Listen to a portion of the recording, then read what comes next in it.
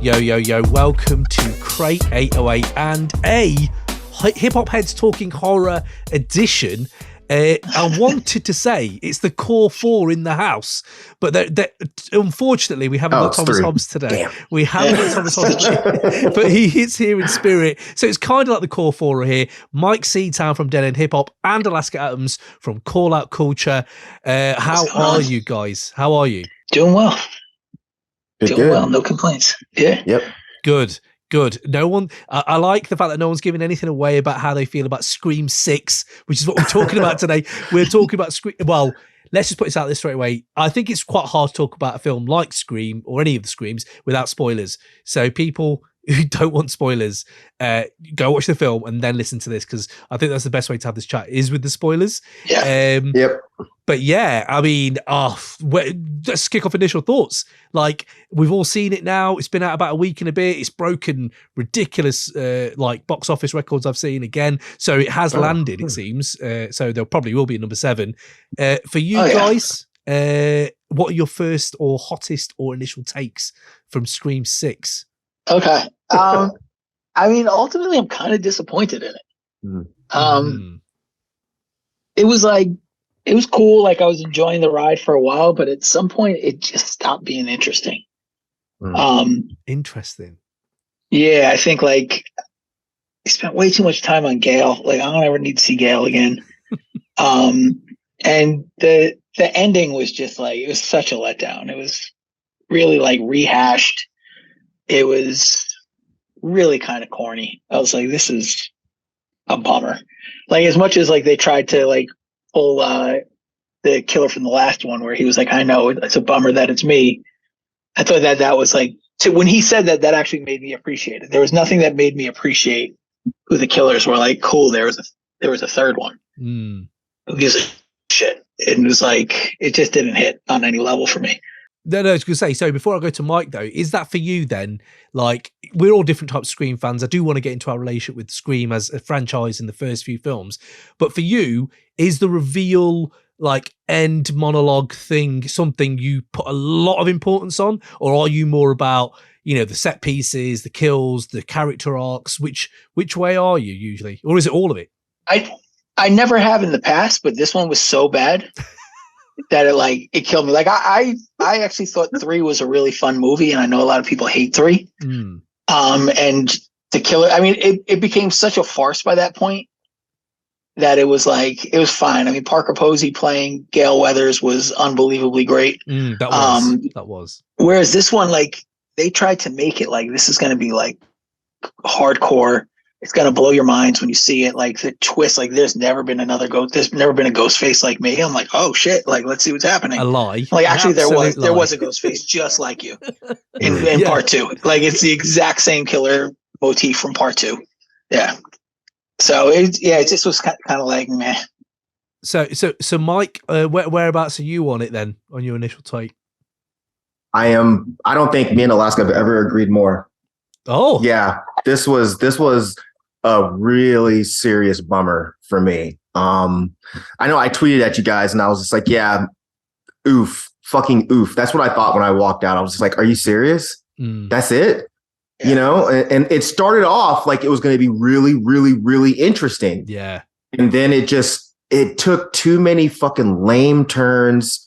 They brought back people that I was actually stoked to see, but they didn't do shit interesting. The motivation of the killers, I was just like, this is dumb. And then the fact that, like, the stakes were so fucking low. Like, they seemed like they were afraid to kill they killed no one important. No one. No. So yeah, I'm with Alaska. I feel like this was really, it was just a bummer. They had it set up to where this could be really cool, and it went nowhere. It actually made me want to go back and rewatch 3 because I saw I think it was both of y'all's rankings. I don't think Thomas ranked yet. But I believe both of y'all had 3 as lowest and then 6 as next lowest. Or yes. maybe Cam, maybe that wasn't you, Cam. I thought it was either you or Thomas. It was you. Me, yeah, because Thomas hasn't watched it yet, but I think 3 is still near the bottom for him as well. I'd love to know if people have got 3 in their top 3, because that'd be wild. I'd love to know that. But no, you're right. You're right. Absolutely. I my journey with this film's so weird. Like I remember watching it. I was in, man. That first intro scene, I'll put a lot of importance on that first scene. Yeah. For me, like that's why I love Scream 4, because yes, people rip it, but that intro is still my favorite intro next to the original. It's such the intro's great. Yeah, the intro's fantastic. And they're knowing, and they kind of pick the cast perfectly as well at points. But yeah, this intro, I'm in. And we're going to go into more of these little bits in a bit. I don't want to tread too much into those territories because we need to break some of this shit down, man, really do. But that intro was, even though it was the most fucking ridiculous decisions to ever make, I was fully on board with it. I was kind of fully on board with it. I was like, don't do that. You're a film professor. Oh, actually, if we're leading into this, let's see where it goes. The reveal, I thought, is this going to be POV from Ghostface? Are we going to get that? That my mind would have been like blown, even if they didn't land that, the audacity to try it. But so, you know, and then it gets so good. I thought it was really good at one point. And then that last act, I laughed out loud at points, which I haven't done in a Scream film. Like, I'll give you, this is my favorite franchise, if not my favorite franchise. So it's like, I do kind of really give them a lot of credence, but that last scene, I'll tell you when I laughed out loud was, spoilers obviously, so Sam's up the top, the cop is up the top, she's killed the kids, both the kids are gone, she shot the daughter in the head, and then she clicks and she hasn't got any ammo left, right? And then Dermot, what's his name again? The cop, I can't remember his name now, Dermot something. Dermot Mulroney? Dermot Mulroney, that's Connor it. McDermott or something, I don't know. One of those. Like, Dermot Mulroney, Dermot Mulroney. Yeah. He has a gun in his hand and he runs at her and she runs at him and she has no... though no one... I was laughing out loud thinking, that's such a bad thing for such a good film at some points to do. So my journey's been that. I went full, this is one of the worst films, I think. And now that we've come to recording, I actually like it. I actually don't like. More I think about the film as a whole, there are moments in it where I'm like, shit, this is actually all right. This is actually quite good. But granted, I've only watched it once, so maybe it's my own head doing that. But before we go into bits then, because I just wanted to go on a bit of a nostalgia trip with you guys anyway, because I don't think I've actually ever, we spoke about Scream 5, but I don't think we really talked about what the Scream franchise is to us, like where it ranks, how, you know, what our relationship to it is. Did we love it when we first started? Did we hate it? How's it all gone for you guys? I'll ask you for you, what is it for this, like this franchise before you go into Scream that you've got going on? I mean, I really appreciate this franchise a lot. It's really competent through the whole thing. Like, even this one's pretty fucking competent. Like, to me, it's the worst one, but it's still like better than most franchises' best movie. Yeah. You know, like, I mean, and if you look at just like the sort of number of good movies in this franchise versus, say, like Halloween, Texas Chainsaw Massacre. Yes. Like, you know, it's quality work all the way through. I actually kind of came back around to Scream. Like, I stopped after 3. I don't think I saw 4. And then I got back into it because my daughter wanted to see it. Oh, so we watched it and I was like, fuck, I forgot how good this was. Like, you know, because you had scary movies or parodies of it. Yeah. It kind of became like part of the culture to an extent where you have a memory of it based off of the cultural experience with it. Definitely. 100%. So like going back to it and seeing it with fresh eyes really blew my mind. I think I was disappointed with 4 only because I was watching one of those stupid, like, what culture videos where they're like the 10 scariest horror movie endings. And they gave away the killer of Scream 4. I can't fault them for it. It was like 15 years later. It's my fault. But I knew who the killer was going into it, which really kind of spoiled it a little bit for me. You know what I mean? So like, but overall, like, I don't have like a relationship with this the way I do with like Friday the 13th or Evil Dead, or even like Terrifier. Like, those franchises to me are like the pinnacle. Like, there's even Friday the 13th, which has shitty movies in it. I love every single one of the Friday the 13th movies. I don't care how outlandish it is. Because those were the movies I saw during my formative years. Yeah. Right. Like, it's like the same thing with the music you have during your formative years. Like, there's there's a spiritual connection to you with that. And I don't have that with Scream.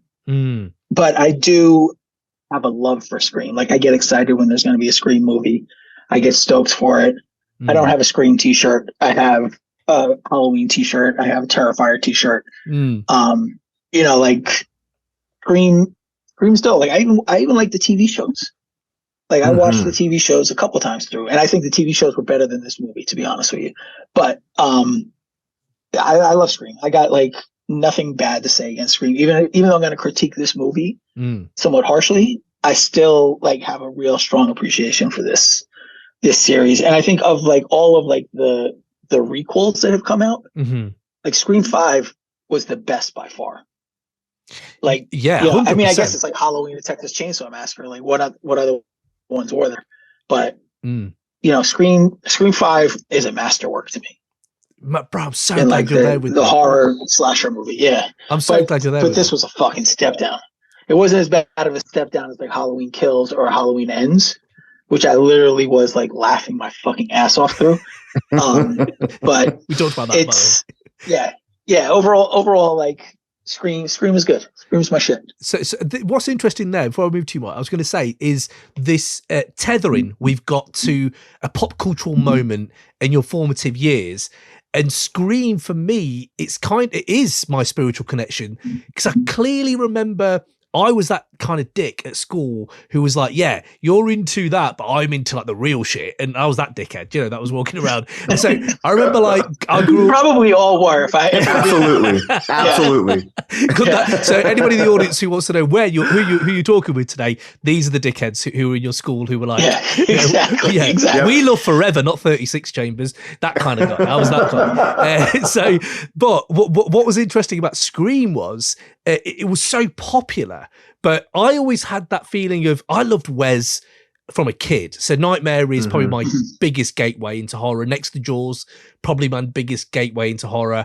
And then slasher flicks, bang, Freddy, right? So and Jason. So more than Jason, I was Freddy as a kid growing up.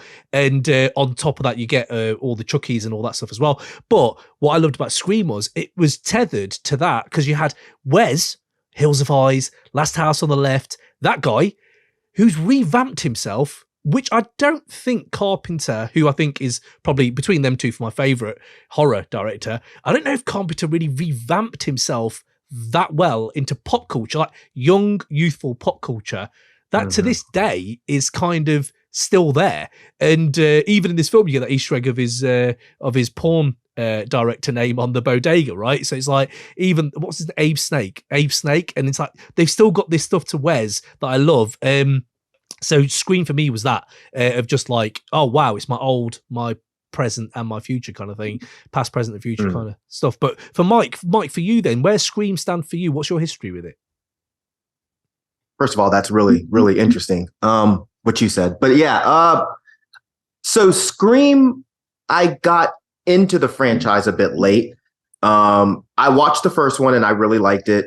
I'm pretty sure I watched the second one when it came out and liked it, but I just didn't give a shit after that because it was a bit too silly and comedy-ish for me, and I don't like comedy horror in general. I mean, I like Dead Alive and Evil Dead, but I'm not like Shaun of the Dead. No, like that shit's it's too silly for me. I like seeing people get fucked up and actually like, I want the people in the movie like actually scared that they're getting fucked up, not laughing about getting fucked up. But like, okay. I think when Scream 4 came out, I think that's when I went back because it had the chick from Heroes, and I was like, oh, chick from Heroes is in Scream. Let me go watch this shit and see what's going on. So then I went back and watched them, and yeah, I've enjoyed them all for the most part. But there are definitely turds that feel like turds.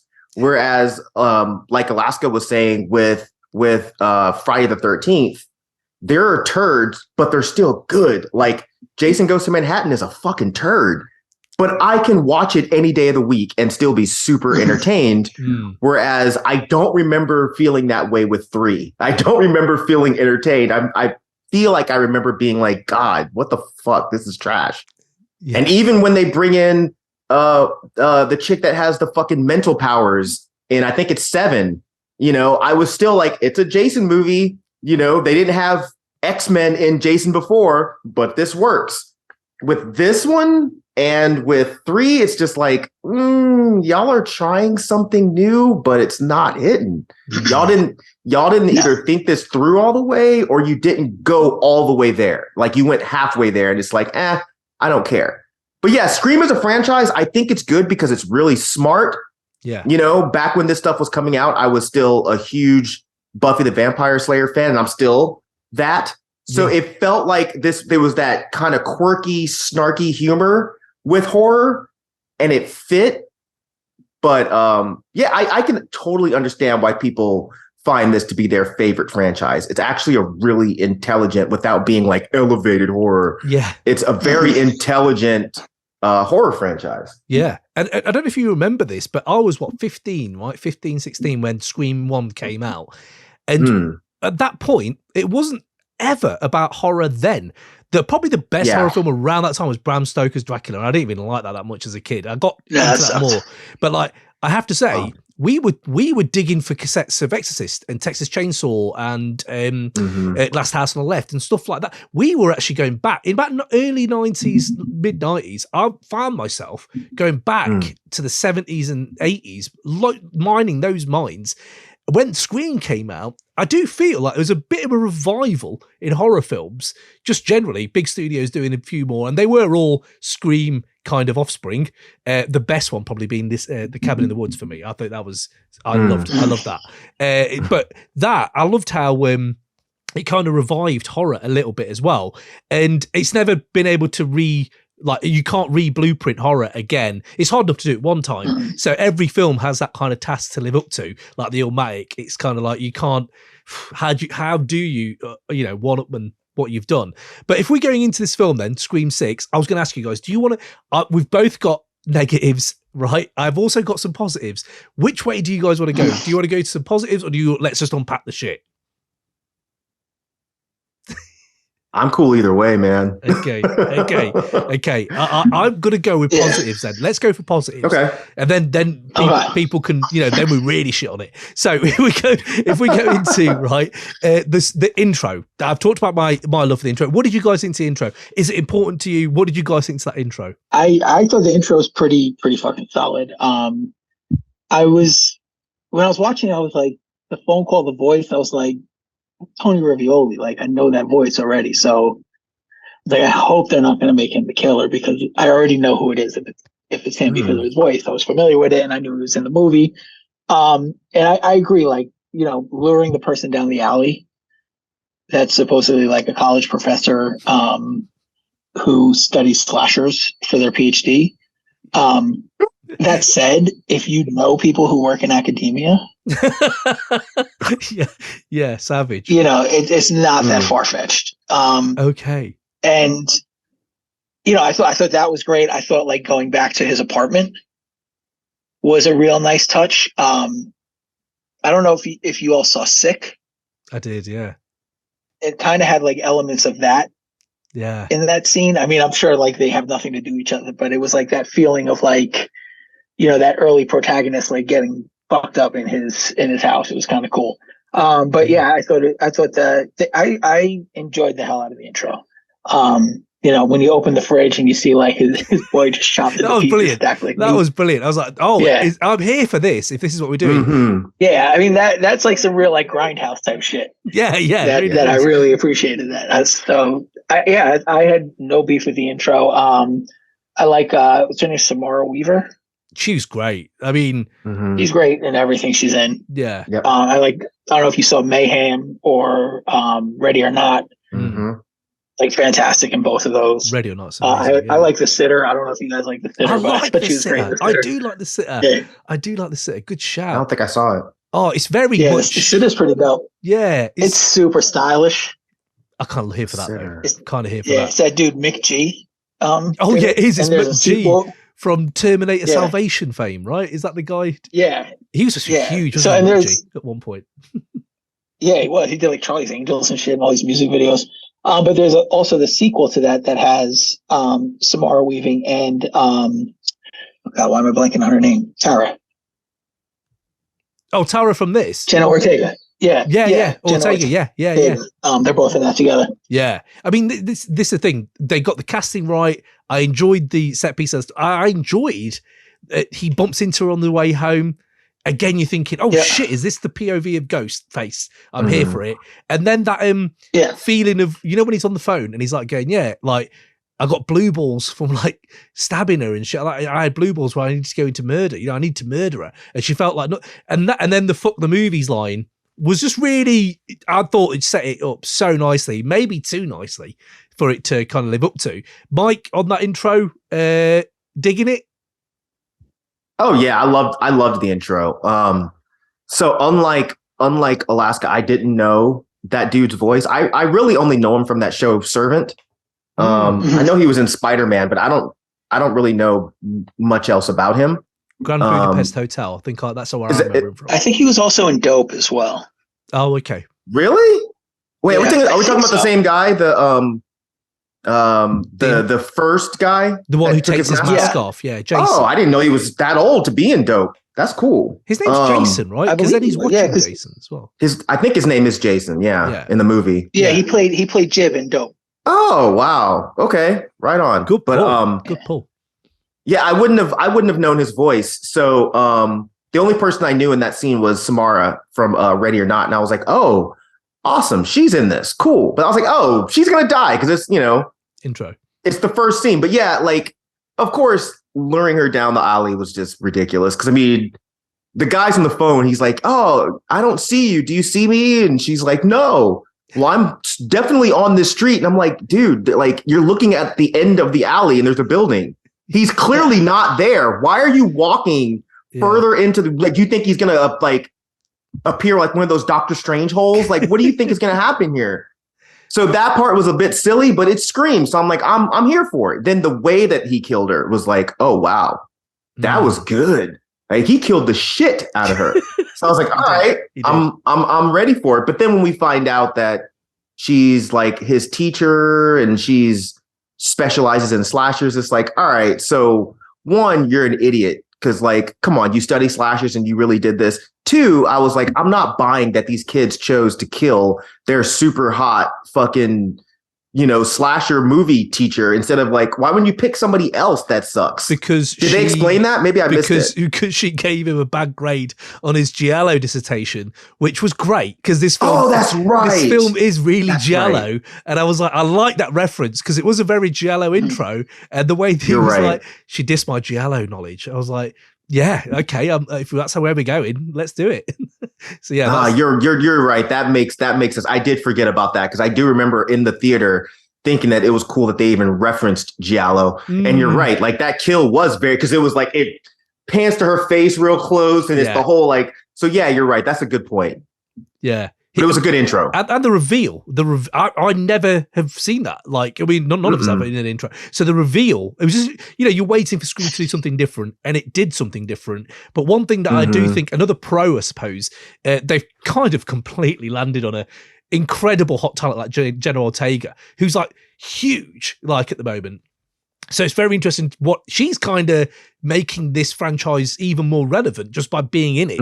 And I have heard people dissing her acting, as in it's very placid, maybe, or like there's not much emotion going back in there. This specific episode, or because I thought she was trash in this episode. Yeah, I think mainly about this. She mailed it in. Yeah, and absolutely. The writing didn't help. Like someone who's gone through such a torturous year, is it 9 months or whatever, and to just still be going that party. Maybe that's how young people do react to trauma. Maybe, but maybe I'm not looking at Scream for kind of that anyway, I suppose. But what it did do well, and I don't know. Again, many franchises do this really well, which was. How hard is it, right, to build from fresh and write an interesting and sustainable character in a horror legacy franchise? And Sam Carpenter, be it at the detriment of the new characters in this film who are so thinly written, it's ridiculous. But they do really dig more into her, and Jenna Ortega's kind of just servicing her character a little bit more, I think. But Sam Carpenter's great. I actually really like her because in this film as well, she really revels in the, oh, you're down another brother. Like that line really got me in. And I was like, oh shit, she's going in. And then like she kind of smiles at the killer when her brother, like one of the best kills is the die like a fucking virgin as she twists a knife in that guy's mouth. Yeah.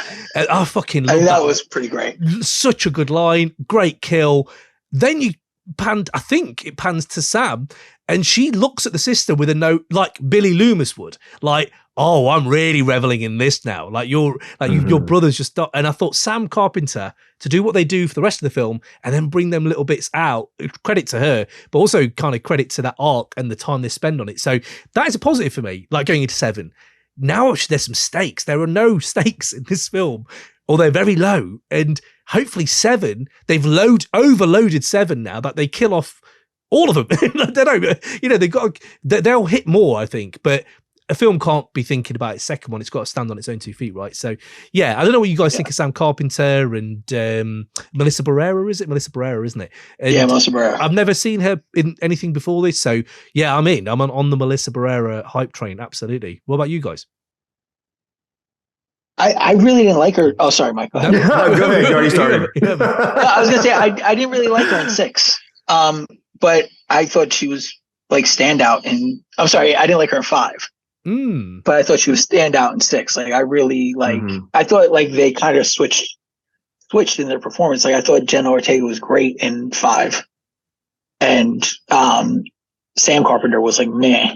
But I thought she really killed it. I actually really liked everyone in the core 4 except for Tara in this one. I do as well. I really didn't like the Randy Sandins in the first one. I found them annoying. Oh, Randy was my spirit something animal. about them in this one. Randy was me. I know I love Randy. I just didn't like the stand-ins. So like his niece and nephew were stand-ins. I just didn't really. I don't know. It felt annoying, and maybe it's because I'm around people that age all the time at work. But it didn't like feel like authentic. But I did quite enjoy them in this one. Like I thought both Mindy and Chad were really good as well.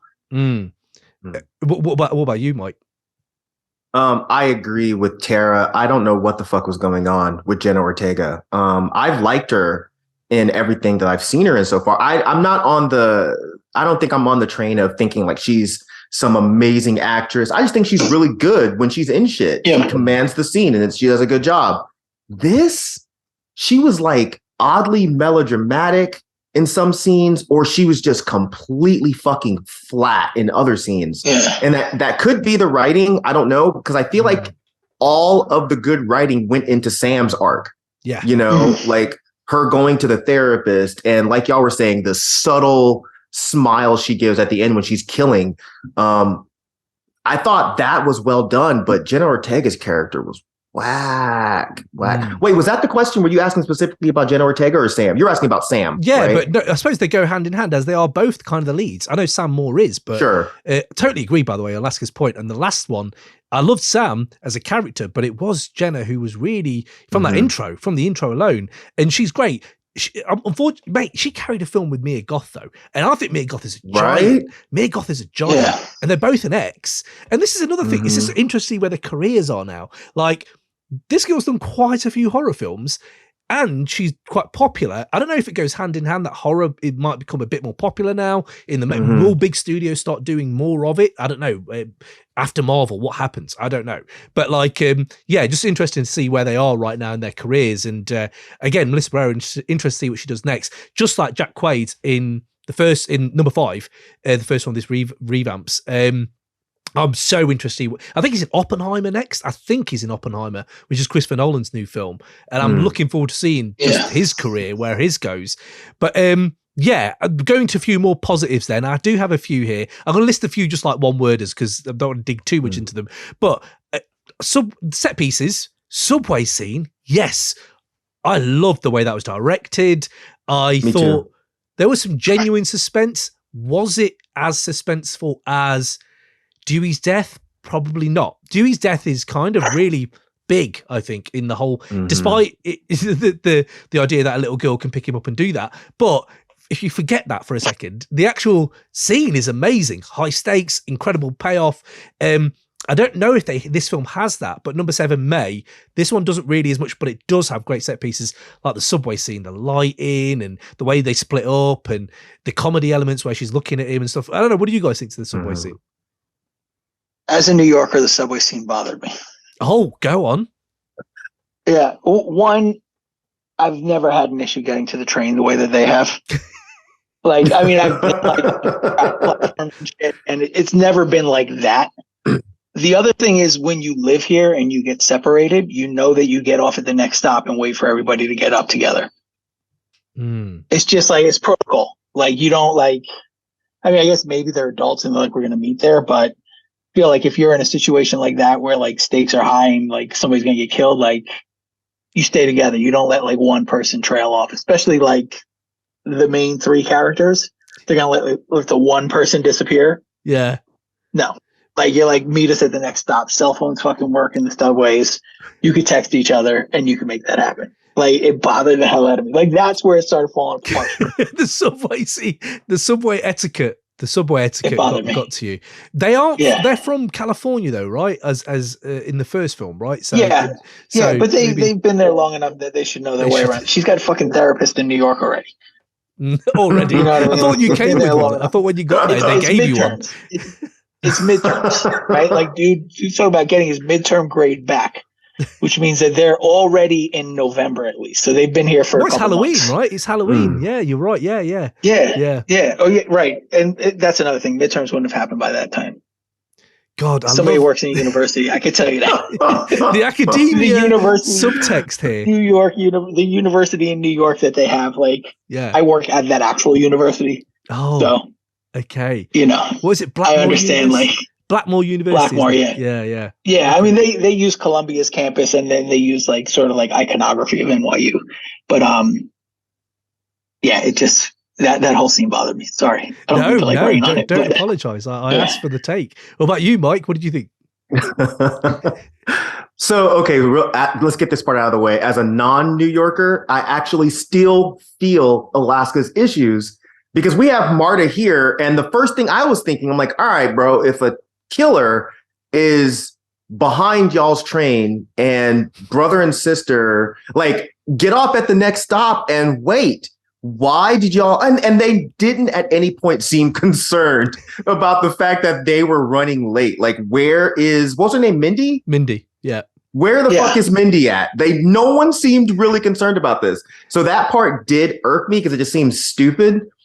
But I'm with Cam. That scene, the way it was done, I was fucking in. Because I'm sitting there like, all right, yo, like, who is the killer on the train? Or are these, because they already said like the masks were selling a lot. So it's like, all right. Yeah. These could just be regular ass people. And the way they were doing the lights going out. Yeah. And, Ghostface. That doesn't happen on the train either. I know. I was going to say that. I was going to say that. It did in like the early 90s, but it doesn't happen on the train anymore. Right. Okay. Yeah. I was legit going to say, like, they may as well have just made them go into I don't know. Like, as many times I've been in New York and ridden the subway or rode the subway, and as many times as I rode the MARTA here, that's literally never happened. But for movies, we just kind of ride with it. Yeah. But I did like the fact that like he's looking this way, lights go out, it comes back on, he's looking this way, and we're still like, is that the killer? Yeah. But this was the kill out of the entire movie. Well, maybe not the main one, but this was one of the ones that pissed me off the most. Because I know you have to suspend disbelief when you go into these kinds of movies, but we're seriously supposed to believe that Mindy got fucking gutted and in a couple hours she's fucking hanging out making jokes again? It was stupid. It's like, let her die. Yeah. I liked her character a lot. I really liked her character, even though she was annoying as fuck. But her getting stabbed, I was legit in the theater like, yo, here we go. Yeah. Here we go. This sucks. I hate to see her go, but it had to happen. But it didn't fucking happen. But this is the thing about one of the bigger problems, and I suppose we can dig into it now, which is if you are going to do commentary, which it does do, and it does do some stuff really well. I think the cancel culture, conspiracy theory, true crime aspect, I was in. I thought that was quite well done. When they started getting into the franchise talk, it started to creak a little bit. And I think that is when you're actually the film explaining and proving that franchises are unsustainable. There's pitfalls that people fall into all the time. It's so meta that this film falls into those exact pitfalls, but they can't be that stupid that they don't know that because they're working in a meta universe. Which then makes me think, because so let's just try to get this, like, okay, it's a bit repetitive. The whole notion is Scream 2, right? The spirit of Scream 2 is going to be a family killers. Look at the franchise rules and stuff like that. It's a family of killers. But the thing is, Mindy does say it's not going to be that simple. It's not going to be it is though. But that's the thing. Are they subverting it and saying it is that simple? She said it isn't going to be that simple, but it is that simple. And they just made it Scream 2. It became very Scream 2 at the end. And I don't know if that's one of the things they were trying to do. And then the fact that they were looking at franchise rules and trying to tie it in. I thought 5 did really well was talk about toxic fandom. You know, no matter what your thoughts are on it, I thought it did that really well, Reddit and all that. And this was like, so what their franchise rules here, I've written them down here, right?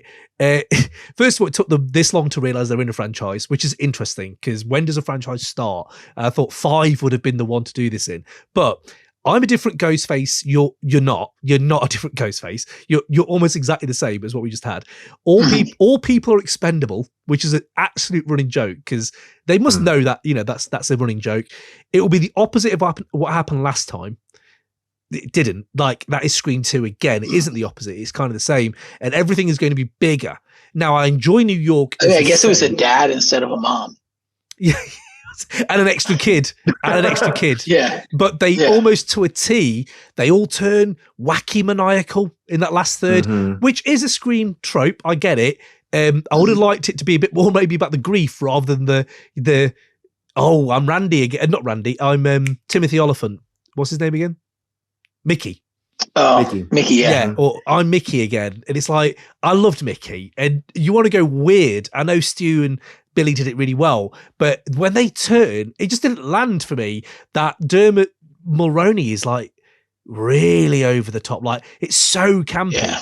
But then there's parts of this film that are campy anyway. I think the geek off where they're like, oh, Scream 2, Psycho. I like the Psycho 2 reference, but who says original original Nightmare isn't the best? Oh, we're both like the original. Of course. Oh no. Okay, right. Okay, Mike. There we go. Dream Warriors. I'm with Mike on there too. Dream Warriors. Dream Warriors. Absolutely. Fans. Okay, now I know I'm dealing with. Now I know I'm dealing with. Okay, fair enough. But I love Dream Warriors. Actually, the remake I think is the best.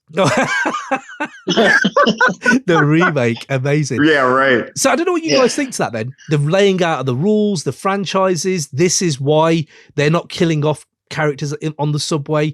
Where did you land with that kind of rules? The commentary that he was coming with.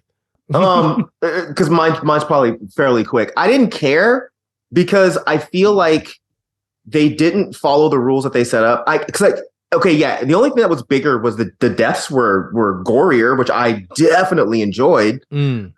But I don't remember if they said anything about the main characters being expendable or not. I don't remember what the actual commentary was around that.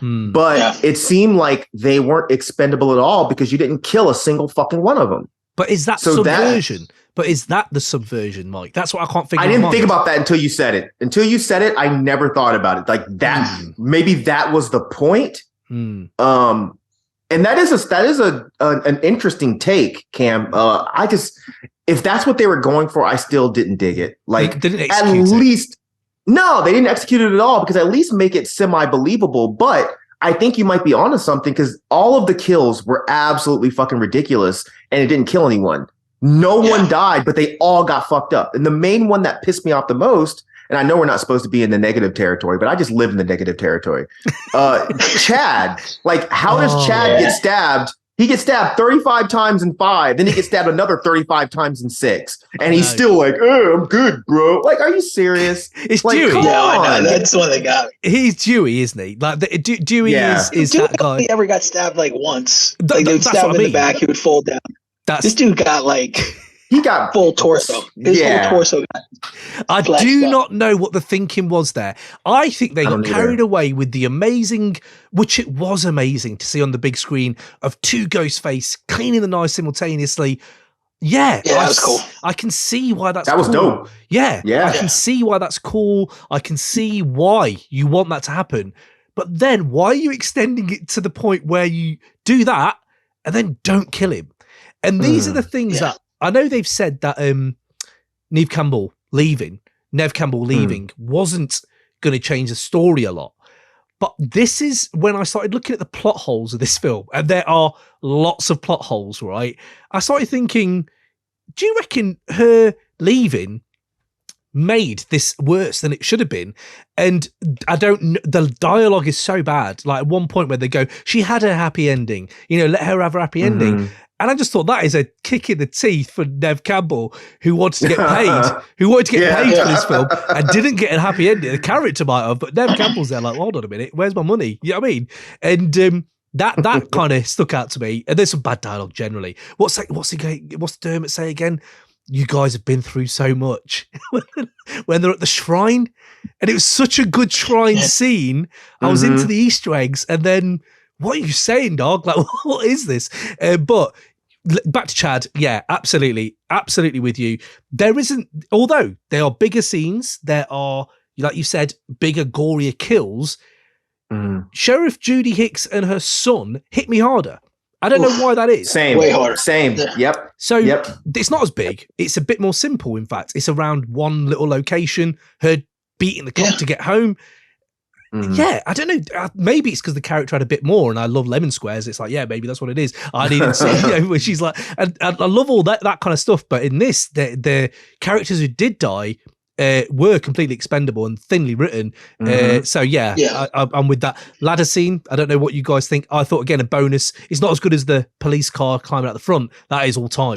But for you guys, ladder scene. I like the ladder scene. And I don't know if I'm misremembering Judgment Night, but it feels like an homage to Judgment Night, because there's a scene where they have to go across two buildings on a ladder. Is this Judgment Night rap rock soundtrack? Judgment Night. Yeah, the one that people still get psyched for. That's me. I love that soundtrack. Love this. Yep. Can't tell me shit about that Booyah Tribe song. Booyah Tribe. Hell yeah. I'm living like a criminal I be. And I'm respected in the hood like a G. That shit is hard, bro. Right. You know what? I'm just putting this out right now. For all the hip hop heads who say, why are you talking about horror? I want to talk about hip hop. You just got a Booyah Tribe reference. And that's the quota filled. Our hip hop quota is filled. Absolutely. But yeah, go on then. I like the Judgment Night tie-in. I've not heard this yet. So me either. Yeah, that's dope. Yeah, I just remember. I mean, that's really it. It's just that they had a scene that was similar to that. I remember when they showed the ladder scene in the preview, I was like, Judgment Night. I mean, for a movie that's like all about his references, I don't know if it is or was, but that made me think of that. But I thought that scene was pretty fantastic. Like the shaking the ladder while she's going across. Yeah, it's like, that's brutal. Yeah. Kind of want that to be Sam in the next one, like taking fun with the kill, and it be because we don't know in Seven, is she going to be the killer? They're alluding to it, aren't they? And if it is, I think she's got it in her to pull off the turn. I do think she's got it in her. It heavily depends on the writing, and be the first one to get away with it. And this is why I love 4. She was so close. She was the closest to almost get away with it, and she just could not. Another thing by that, no. Go on, ladder scene. I haven't talked to Mike about the ladder scene. What did you think, mate? Oh, I loved the ladder scene too. I thought it was. I mean, it didn't make any sense, of course, because why the fuck would that dude? I can't remember his name. What was his? He's the guy good. Looks like fucking. I like him. Looks like Alchemist. What's his name? He does look like Alchemist. He's from. I can't think of his name. He's from She-Hulk. I've seen him in that. I don't know. Hold on, I've got it here somewhere. Sam's roommate Quinn. Josh Segura. That's it. Yes, that's his name. Mm-hmm. Okay, Josh Segura is his real name. Oh, I think his name was David. Right? Right. Yeah. Okay. Yeah, I mean, I don't know why the fuck David living on a fucking an apartment in New York has a long ass ladder like that, but that's not that big of a deal. I definitely was super annoyed by the fact that the chick was stabbed in the stomach and her fucking intestines are coming out, and she's like, "Oh, I can still climb across this ladder." I would have liked it more if she just convinced Mindy that she was going to help them and then stayed behind and tried to fight off Ghostface and got fucked up. And then I wish that death on the ladder would have been one of the others. Like if whoever, like if Mindy actually fell off the ladder, because that death was rad. Yeah. The way her fucking face banged into the trash can. Right. I was the only one in the theater, but I fucking busted out laughing so hard. It was the noise. It was the noise. It made. I was like, oh, jeez, these guys. That shit hurt, dude. What the fuck? But you know, maybe it's Alaska's Terrifier kind of just influence washing off on me. But I was waiting for insides are coming out. They've not just like they showed the stab and the twist and the okay, you know, gorier, nastier, very nasty film at times. I was thinking, are bits just going to fall out of her as she's going over the ladder? Because I was thinking of Terrifier and how gory that is. Yeah, I was wondering if that's going to inform anything in this. I don't think it does, but. If it was to inform anything, a bedroom scene with a girl with her insides out kind of is Terrifier. And I thought if she'd have climbed on that ladder, and I thought, no, please don't. If she makes this, but just bits are falling out of her stomach, I was like, are they going to do this? And they didn't do it. But I was like, oh yeah, geez, yeah, that last headbang, and then if she got away and he just grabbed the edge of the intestines and as she walked, it just kept pulling. Oh, that would have been hilarious. That would have been Terrifier. That would have been Terrifier. Absolutely. So yeah, that's one of the extras, I suppose. Bodega scene. I loved the bodega scene because it was just so different. And I think I was waiting for something different. I know we'd seen it in the trailer, in the promo images and stuff like that.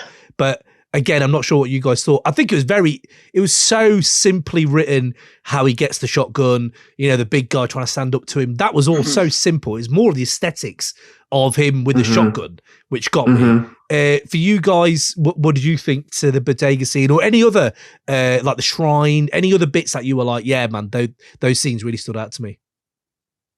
I thought the bodega scene was really cool. I wish we didn't see any of it beforehand, like they showed the whole scene beat for beat in like the original promo, and it was so cool and so tense. I thought it would have been really cool not to see any of that.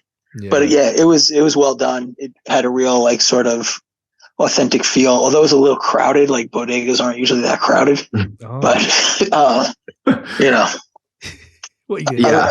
Sorry for my New York nitpicking. It's based in New York. There was no cat. There's no goddamn bodega cat. No cat. It's based in New York, so I was waiting for some of the New York hate, man. Of course. Come on. Yeah. Mike, what did you think, man? Or any other scenes that you guys have got in mind? Once again, we are in perfect agreement. I liked the bodega scene. I just didn't like the fact that we saw the entire thing in the trailer. I don't even know why they chose to do that, because we rarely see, as far back as I can think, we rarely see Ghostface in mask with a fucking gun. Like I'm used to him. Right? Have we seen him with a gun before? I think didn't they had a gun in one, but he wasn't wearing the mask or suit. So there's killers with guns. Obviously, Billy's mum as well, Mickey's mum. Sorry, but like, you don't get. I don't see. I've never seen that, and it just looked great. Yeah. That was dope. And the fact that like, the big dude jumps out. Oh, he takes him out pretty easily. But the entire scene with them crawling on the floor, it was super tense. It was like, all right, we know they're going to live, but how? Like, how are they going to do this? So I was there for it. But the shrine scene was also really cool. I feel like a lot of the scenes in this movie were really aesthetically pleasing. It was just a matter of you had to completely turn your brain off for any of them to work. More than I've had to in the past. I'm used to having to not think about stuff, but it was just like, all right, I really have to like ignore everything that's happening here for this to make sense. The one really cool thing in the shrine, and it wasn't the shrine scene, it was like at the end when they dropped the TV on dude's head. Oh, that was funny. I just love that because everybody's like, Stu lived. Like, he just had a TV dropped on his head. No way he dies. And the only people saying that are people that never had to move a TV like that when they were young. Like, they never moved and had a TV that them shits are heavy as fuck. They really are. Yeah. That first scream. It's not a flat screen that hits your head. Yeah. When that in the first scream, when Stu gets it, he's dead, bro. Like, we've all carried them tellies upstairs. We know that guy's gone. Again, though, alluding to bits like that, Stu's TV in there. I love the fact that they've got the TV in there. That's great. But that scene did. Oh, sorry, Cam. No, go, Mike. Yeah, go. Yeah. That death did bother me because again, it was like, bro, you stuck a fucking knife in his mouth and twisted it, and he came back, not like crawling on the ground. Like, no, he came back like full power. Like, what's happening? A lot of people feel like full power in this film. But that's always been the killer always comes back until the headshot. Yeah. But I thought that was going to take the place of the headshot because it was the knife. The knife in the mouth was great. But at what point, though? What point do you? And this is just hard for any artistic thing, be it music or whatever. At what point do you stop leaning on the past as reference points and truly do new stuff that will be referenced later? And that's what Scream 5 kind of did a little bit with the ghost and that kind of thing, and the lineage from the serial killer and not the lineage from the quote unquote good side, the good characters, not Randy or something like that. So interesting that they still are referencing and we're all here for it. At what point does it become a little bit empty though? Because in this, I love Kirby, and Kirby was one of my favorite characters in 4. Me too. And I love the way she lists off that ending. And I was like, oh my God, go girl, go. Bah, bah, bah, bah. She's listing them all off. And I think that kind of element of bringing her back, I don't really know they brought her back where I was the same feeling for her. I just didn't get that. So I love that she's still in it and they're trying to tie all the films in, but I don't know if she did enough. They Sally Hardesty her.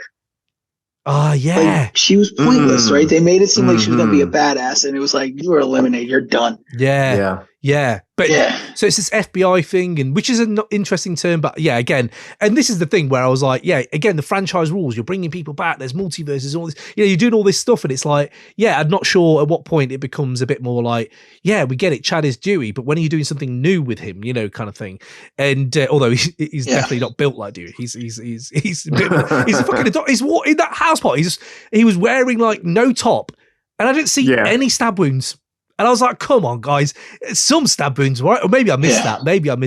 No, you didn't. Oh, no, I didn't. Okay, because he got done in number 5. So we're going to go to plot points, negative bits. Just a touch on, though, because I don't think I got to ask you guys what that thing that I think they did well. I'm not sure what you guys thought, but maybe it's because I have... I don't know if you watched the HBO doc recently, This Place Rules. It came out last year. Who's it? Andrew Callahan. And it's about QAnon, about the Capitol Hill riots, but it's. Oh, I started watching that, but yeah, and it was about conspiracy theories and how people believe in Pizzagate and stuff like that. But these are real people who are like he's talking to, who genuinely believe that shit. I like that this touched on similar things because I thought this is an interesting thing to be commenting on in this era we're in of conspiracy theories and people fully over here. We have Brexit and people are still fully believing things they were told. So in this, it was like, okay, let's go there about, what do we do when that happens to one of the characters? I just thought that kind of pop culture reference was quite kind of cool. Is it half baked? Yes. I don't think they fully follow through on it. I think it does well, and they didn't really talk on it, but it's only through overthinking. Richie in the last one, right? So this is all linked to Richie, right? The ending is all linked to him. They even have that Twin Peaks kind of font that he's done that film with. Yeah, I'm kind of here for all that.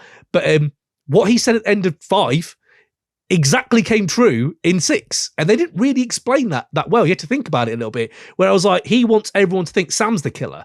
And now a large, maybe not large, but a section of the world thinks she is the killer.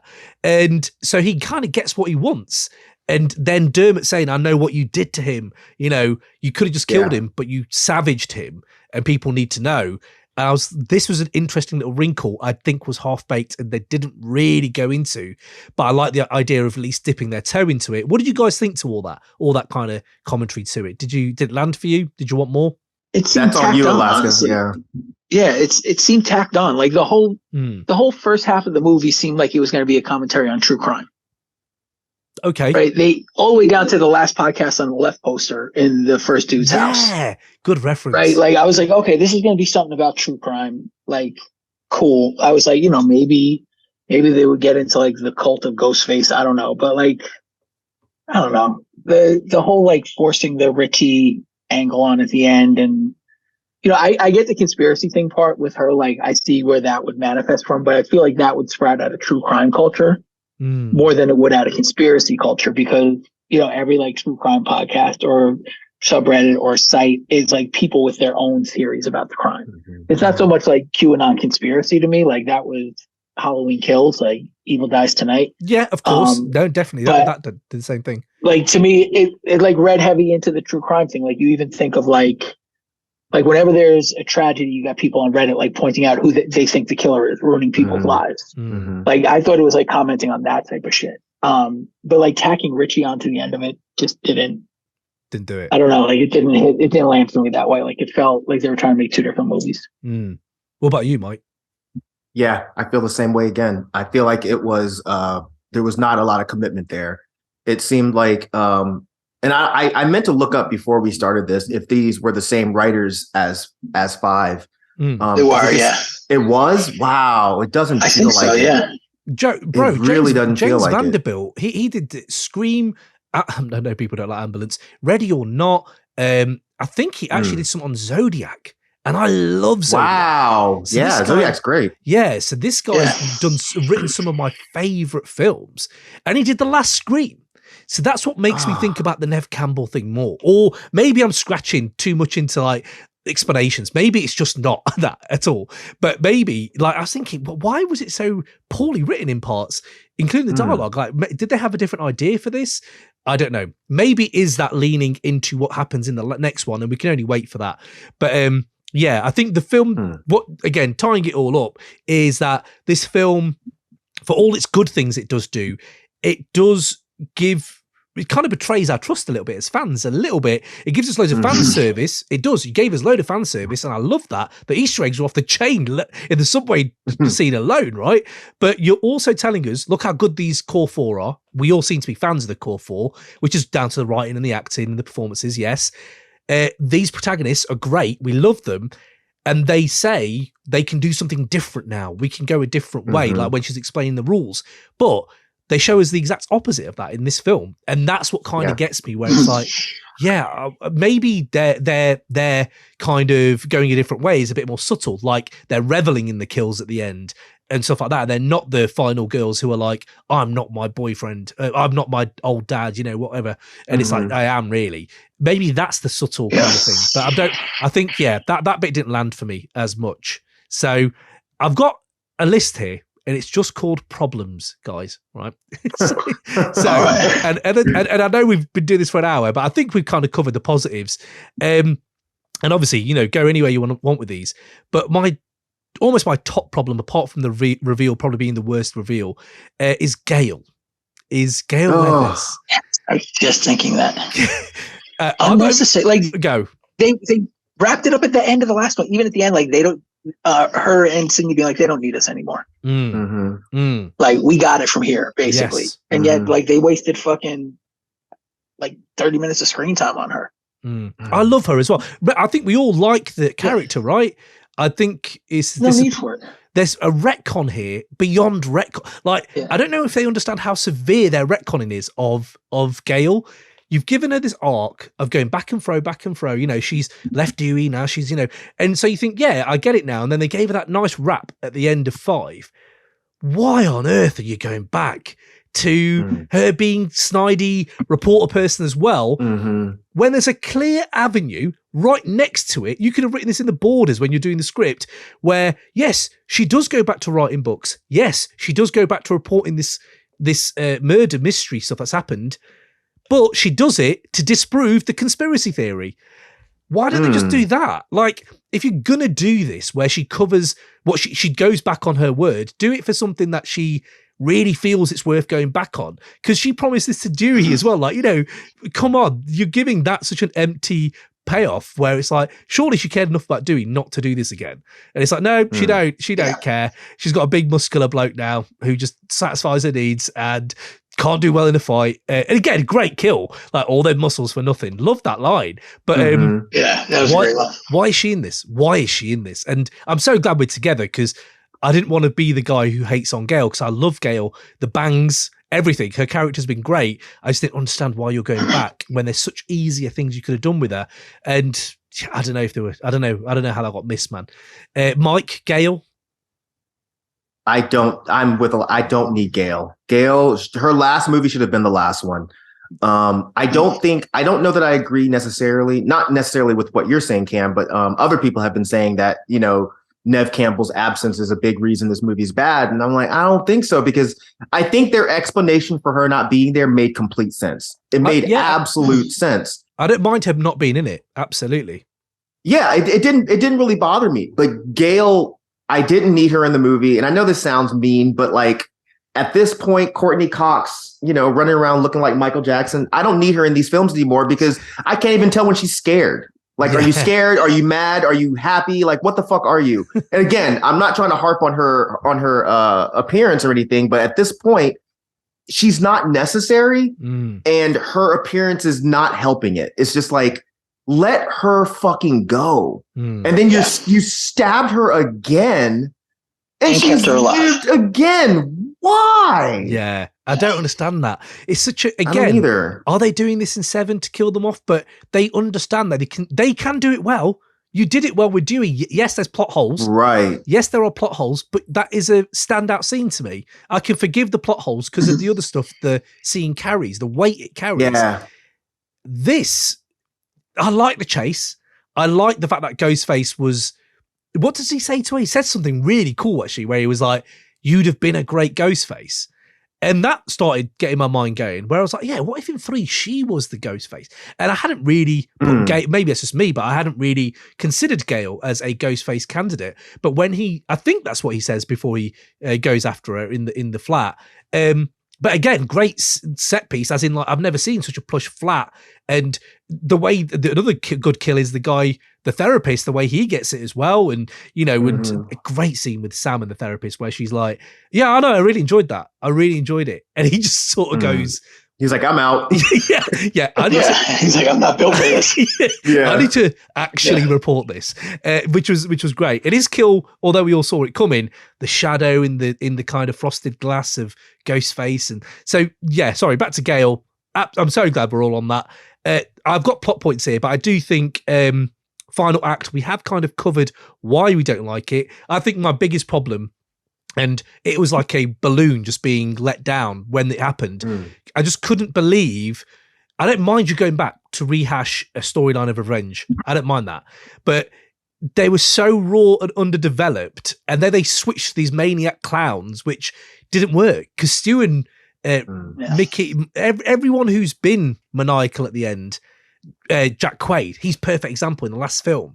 He's had a build-up of kind of earning it. In this, I'm like, oh, the female housemate? And I kind of guessed the cop was the killer, but I didn't get that she ever would be. I didn't think they'd fake a death. But then that's when you start putting plot holes, right, guys? Like, you faked her death, and he says, oh, I put a prosthetic. I used a prosthetic. Do you think no one's going to notice this? No one, exactly.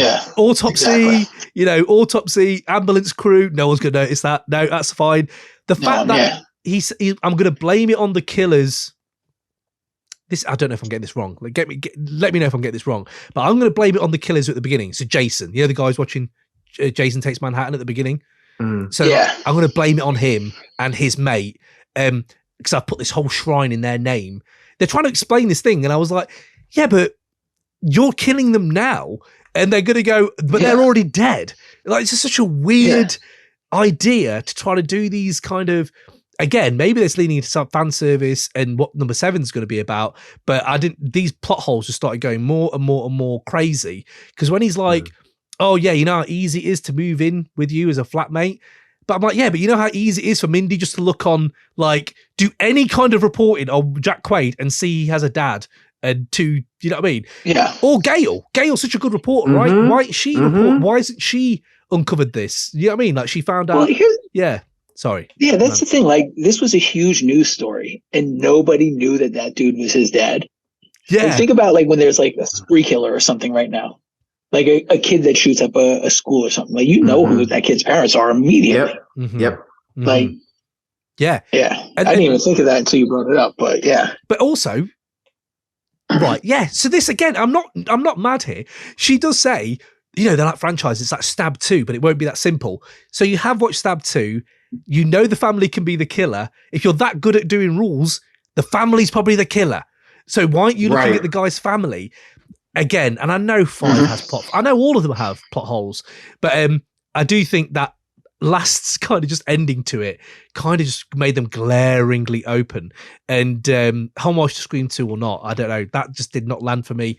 I think it might get better on a rewatch. I'm not sure what you guys think. I don't know. Would you rewatch this? Is it too fully Scooby-Doo for you where you go, I can't do this ending? Or where do you think you'll go with it? You're going to give it another chance? You gave Texas another chance, Alaska. So you gave 2022 Texas another chance. So you have. I started the more I thought about Texas, the more I was like, oh, that was fun. Mm. I don't feel like this was fun. Interesting. Anymore, right? I don't know. Even did you guys stay till the end credit scene? I saw it after. I almost did. I didn't see it. I saw it after. But yeah, I read before I went in. I was like, oh, there's an end credit scene. I watched the whole thing. That was an extra slap to the face. I was like, really? Why? What was it? Tell us more if people haven't watched it. It was just Mindy going, not every movie has to have an end credit scene. Leading into the franchise. And it was at the it wasn't even mid-credit. In the mid-credits, it was the last fucking thing. I was so salty. On top of being disappointed in the movie, I was just like, they're then pissing in your face. They're literally pissing in your face at the end, going, "Aha!" Yeah. And you stayed an extra 6 shitting minutes in my mouth and calling it a Sunday. What a review for Scream 6 that is. But that's okay. Absolutely, I'm with you. I didn't think about that way. You have to sit through 6 minutes of credits to get to there. Yeah. But so, what are you, Mike? Would you go back and revisit this? You think? I might. If it pops up on Netflix or Hulu or some shit, and I'm bored, I have absolutely nothing else to do. Yeah, I'll give it another go. But am I going to seek it out? Absolutely not. Nope. Okay. I think I might. I think because my things with Scream do change. Even Scream 3 isn't as bad. Although we'll do our rankings in a minute. Actually, I just want to know your rankings generally. I do think that my Scream revisits, I do get a lot out of them. So I think I will with this because I think 70% of the film, 80% of the film is really good. And does do good bits for me. It's just that 30% just feels like 80. You know what I mean? It just feels like, man. Yeah. So it wasn't spread out. It was all at the end. Yeah. It's the impression they left you with. It's falling in love with somebody and then finding out they're cheating on you. Yeah. And people do go watch this back again with that end scene. Although there are moments, to be fair, you could level this at Radio Silence, the directors themselves, when she goes, "You gotta let me go. You got to let me go." It's kind of like, guys, it's 7. 7's coming up. You're going to have to let them go. I know you don't want to. And I know they keep coming back miraculously on drugs and the best head. I don't know what you guys got over the US for medical care, but it must be incredible that these guys are getting stabbed 30, 40 times and they're still coming back, because that would not happen on the NHS at all. But this is. Well, it's because they're in New York. They got the learning hospitals. So, right. I see. They're really good hospital systems in New York. But so I'm interested to see what happens in 7. What do you guys think? Where do you think they'll take it? Have you got any hypotheses? Have you got any kind of predictions? Are you happy with where it's like? What do you think is going to happen? I have a hypothesis of what I think they're going to do with 7. I don't think they'll do it, honestly, but right. I would kind of be interested if in 7, maybe if this is going to be the last one, if they kind of make it to where there is some kind of weird supernatural thing going on with this mask. Because that's been a big gripe for a lot of people. When they put the mask on, all of a sudden they have super strength. And then for the last 2 movies, we've been seeing the ghost of Loomis popping up. If they just go ahead and go all the way there, the way they had that random ass shit in Terrifier 2. Yeah. If they go ahead and they make some weird random ass supernatural shit with the mask in 7, I think I'd be cool with it, but Isn't that I don't Halloween think they're going to do that. Mate? Isn't that Halloween Ends? Well, was it Halloween? They do supernatural shit there, and we all shit on that last year. So, although Whisper It, I think I need to rewatch Halloween Ends. I don't know. No, you don't. I just keep. No, you don't. I don't know, because I've been hearing a few things start changing after a year, and people are like, do you know what? It wasn't as bad as you think. And there's a few more people. That's out just there. people who need content. Yeah. Maybe that's what it is. It's just people who need content. Okay. So, If you stop before it gets to Jamie Lee Curtis and Michael Myers, it probably makes it better. Like, stop it once she kills Corey Carpenter. But again, there's a few similarities here. Intro scene was great. You know what I mean? That kind of thing. Let you down. Yeah, these things do. So I like that, Mike, though. I like that, what you're saying with the supernatural thing. I think Sam will kind of at least err to killing an innocent person of some sort. I think that's kind of on, they're playing with it.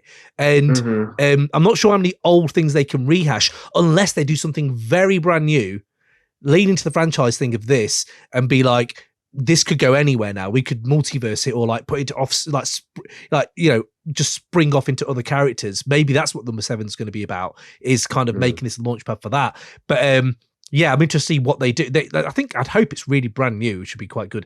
Even if they don't land it, I'm here for that. Wait, can I give my theory? Oh, sorry, Alaska. Yeah, of course. Yeah, go on, Alaska. What's yours? So this is the assumption that this is the last one. We get through the whole thing. Everybody dies. Every single character gets killed.